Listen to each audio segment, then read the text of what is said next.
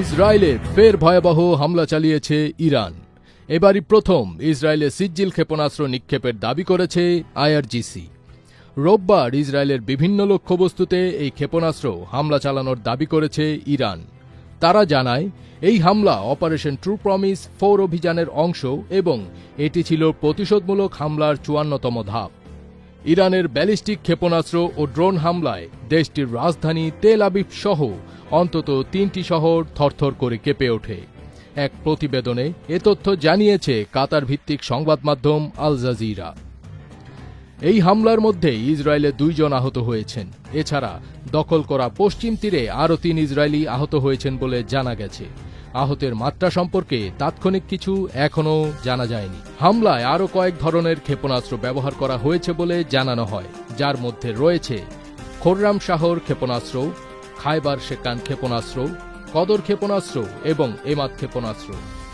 IRGC দাবি করেছে এসব হামলায় ইসরায়েলের সামরিক ও প্রতিরক্ষা শিল্পের গুরুত্বপূর্ণ অবকাঠামো এবং সেনাদের সমাবেশস্থলে লক্ষ্যবস্তু করা হয়েছে। এদিকে ক্ষেপণাস্ত্র প্রতিরোধ ব্যবস্থা বা ইনসেপ্টর মিসাইলের মজুদ দ্রুত কমে যাচ্ছে বলে যুক্তরাষ্ট্রকে জানিয়েছে ইসরায়েল।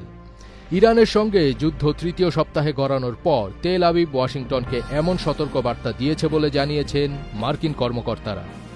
মার্কিন গণমাধ্যম সোমাফোরকে কয়েকজন কর্মকর্তা জানিয়েছেন, গত বছরের জুনের সংঘাতে ইরানের ছোড়া বিপুল সংখ্যক ক্ষেপণাস্ত্র ঠেকাতে ইসরায়েলকে প্রচুর ইন্টারসেপ্টর ব্যবহার করতে হয়েছিল।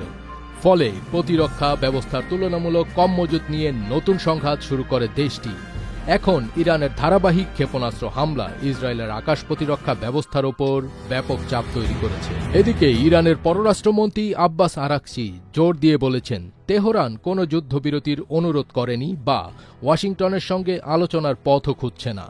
তিনি জানান, যুক্তরাষ্ট্রের সঙ্গে চলমান সংঘাতের মধ্যে ইরান নিজের আত্মরক্ষা অব্যাহত রাখবে। সব মিলিয়ে ইরানে হামলা চালিয়ে বেশ বিপাকে পড়েছে ইসরায়েল ও যুক্তরাষ্ট্র। তাই বিভিন্ন কৌশলে এখন যুদ্ধবিরতি চাচ্ছে দেশ দুটি। অন্যদিকে শেষ নিঃশ্বাস থাকা পর্যন্ত যুদ্ধ চালিয়ে যেতে প্রস্তুত মধ্যপ্রাচ্যের সিংহখ্যাত দেশ ইরান। ফজবির তাজ, এটিএন বাংলা।